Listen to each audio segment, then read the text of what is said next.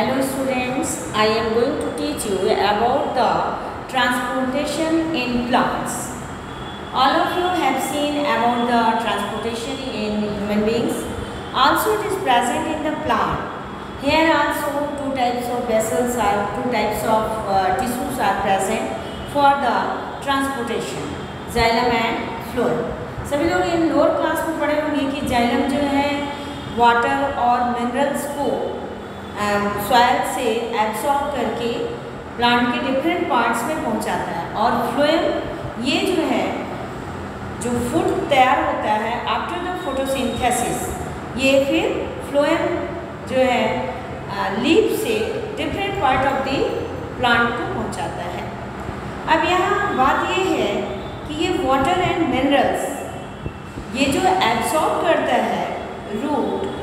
अब इतने बड़े प्लांट, बड़े बड़े जो प्लांट्स होते हैं लाइक जो पीपल है, बरगद है, और बड़े प्लांट जैसे सिकोया सबसे बड़ा प्लांट है, ये क्वेश्चन उठता है कि इतनी ऊंचाई तक हम किस तरह से वाटर और सैप को पहुंचाते हैं। There is no any instrument, कोई इंस्ट्रूमेंट हमने लगाया नहीं वहाँ पे, जैसे आप घरों में लगाते हैं कि टुल्लू लगा दिए, समरसेबल लगा दिए और नीचे से बिल्डिंग से पानी जो है वो ऊपर तक पहुंचता है। यहाँ कोई भी चीज़ ऐसी नहीं प्रेजेंट है जिसके द्वारा पानी जो है इस तरह से, तो है क्या, कौन सी बात है। तो यहाँ भी दो वेसल्स हैं प्रेजेंट। जाइलम में ट्रैकिड्स और वेसल्स होते हैं जो कि इस तरह से, और फ्लोएम की भी स्ट्रक्चर आप देखे होंगे 9th क्लास में, वहाँ भी कैम्पेनियन और सिव सेल्स आर प्रेजेंट। तो ये ट्यूब लाइक स्ट्रक्चर्स प्रेजेंट होते हैं। जाइलम में आपने पढ़ा होगा कि it is made up of 4 types of cells, tracheids, vessels और फ्लोएम एंड फाइबर। तो ये वेसल्स जो है made up of dead cells, ये डेड सेल्स के बने होते हैं, ट्यूब लाइक स्ट्रक्चर्स होते हैं इन जाइलम में जो वेसल्स होते हैं। इनके थ्रू जो है पानी और मिनरल्स जो है फिजिकल फिनोमेना के द्वारा ऊपर पहुंचता है। पहले आप देखिए, let us see about the ascent of cell, about the ascent of cell. अब क्या है एसेंट ऑफ सेल? वही वाटर और मिनरल्स जो कि ये रूट यहाँ से एब्सॉर्ब करता है फ्रॉम द सॉइल और देन फिर ये ऊपर बाय द जाइलम पहुंचता है। अब यहाँ पे ये सॉइल की water and minerals are present होता है, उसमें रूट इस तरह से प्रेजेंट होता है। रूट में रूट हेयर्स आर प्रेजेंट जो कि इसके अंदर जाते हैं, रूट हेयर्स।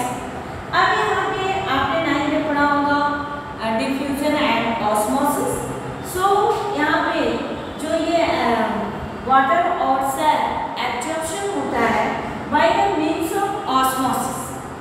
ऑस्मोसिस में आपने पढ़ा था कि 2 टाइप्स ऑफ सॉल्यूशन जब प्रेजेंट होते हैं and these are separated by a membrane, then water molecules move from lower concentration of solution to the higher concentration of solution. So ये ध्यान दीजिए कि रूट के अंदर जो सॉल्यूशन प्रेजेंट है it is the highly concentrated, और जो सॉइल में सॉल्यूशन प्रेजेंट है it is the low concentration of soil plus water, it is the solution। और इस रूट के अंदर में क्या प्रेजेंट है? Solution, it is the higher concentration। According to osmosis, यहाँ membrane present है, cell wall act as membrane। तो by the process of osmosis, the water molecules move from soil to root। इसमें ये आ जाते हैं by the osmosis process gradually।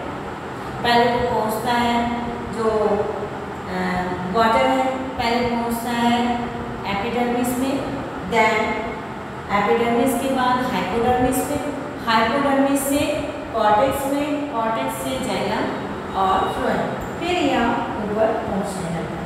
लेकिन only by the process of osmosis this water is not reach at top to the plant.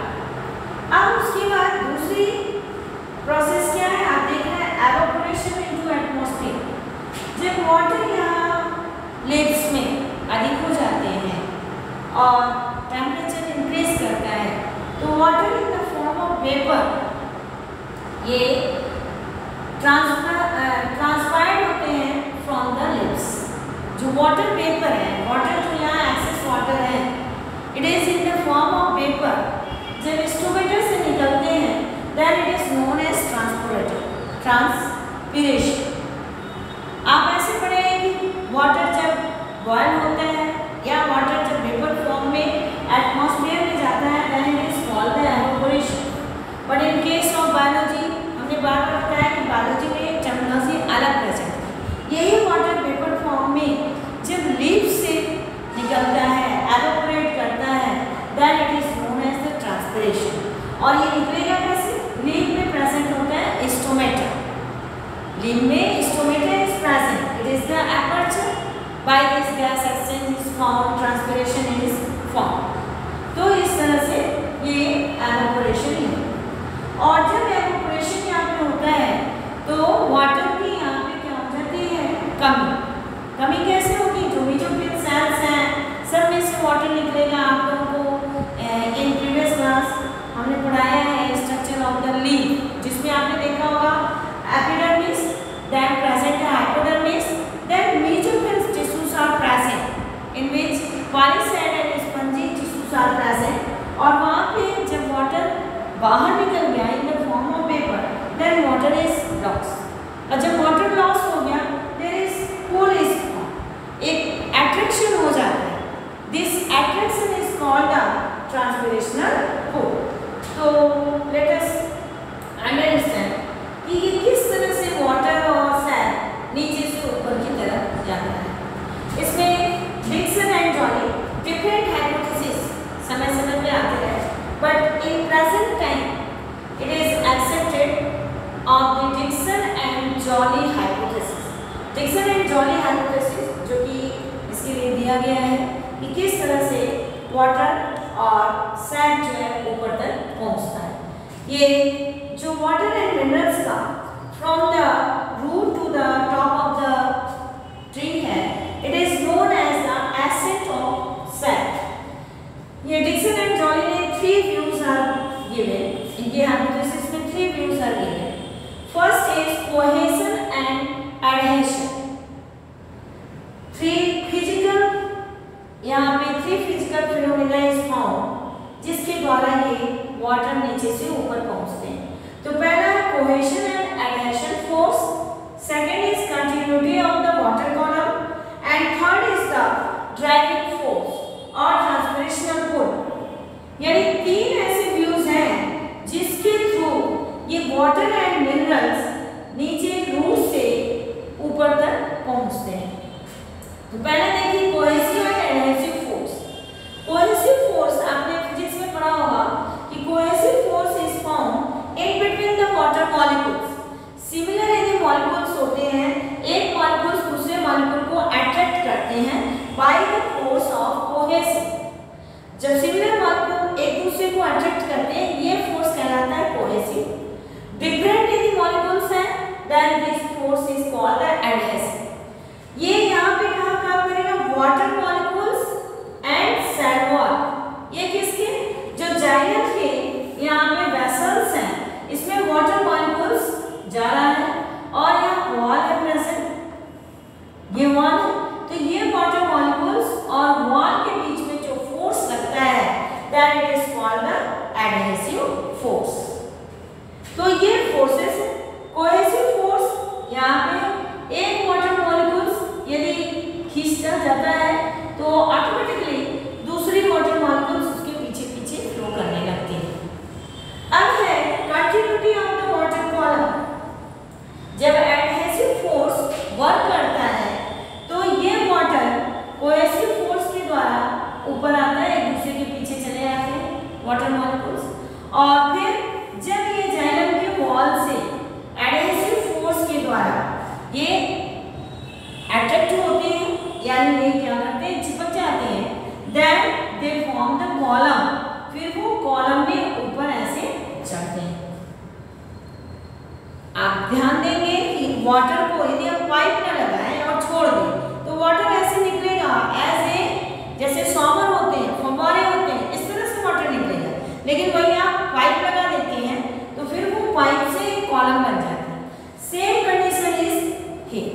In the case of plant. तो ये cohesive और adhesive force से water molecules एक तो automatically खींचे चले आते हैं, then it forms the water column. अब है कि कैसे ये ऊपर खींचा चला आ रहा है। So for this phenomena it is the driving force work, it is known as the transpirational force. अभी कुछ देर पहले हमने बताया कि जब यहाँ एवोपरेशन होता है वाटर का, तो यहाँ जो mesophyll cells are present in the leaves, there is the loss of water. अब वाटर लॉस हो जाएगा, और जब वाटर लॉस होगा तो ऑटोमेटिकली एक पुलिंग होती है, पुल करते हैं, खींचते हैं वाटर मॉलिक्यूल्स को। तो यहाँ ऊपर से एक फोर्स काम किया, ट्रांसपिरेशनल पुल, जो कि वाटर मॉलिक्यूल्स को खींच रहा है।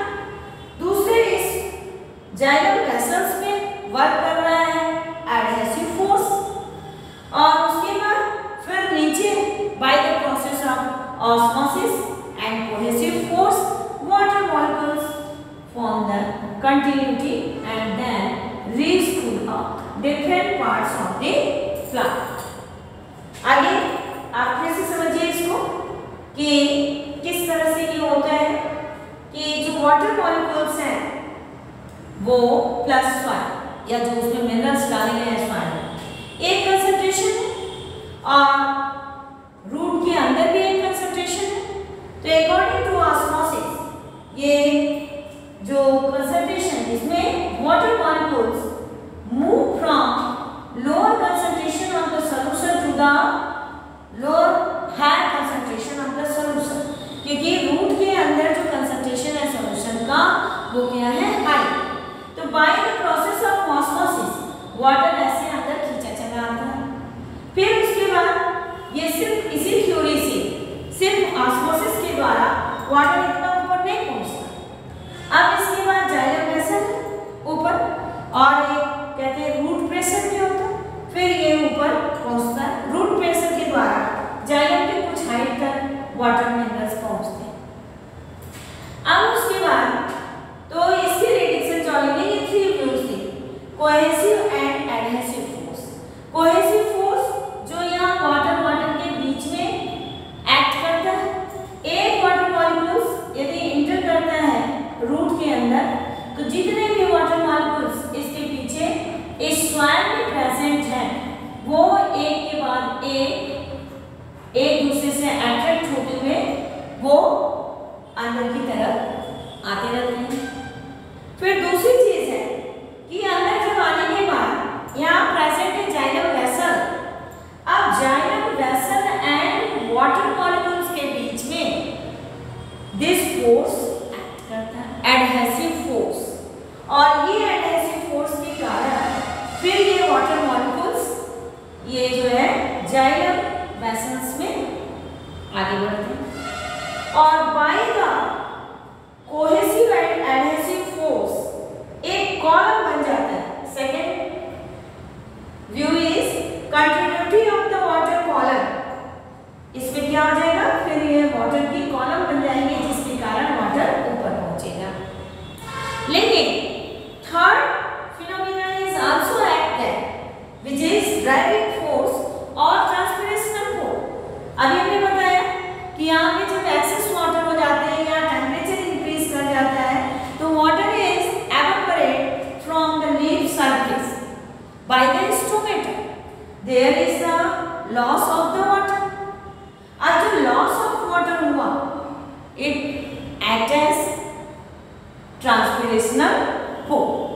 अब इसके अंदर जब कमी हो जाती है, किसी में भी कोई चीज कमी होती है तो वो उसको पाना चाहता है, so here also it is known as the transpirational force. जब वाटर की यहाँ पे कमी हो गई तो एक अट्रैक्शन काम करता है, it is known as the transpirational force. Sucking कैसे होता है कि सक करना, ऐसे ही यहाँ पे it is known as the transpirational force. By the transpirational force water is automatically reach to the heart।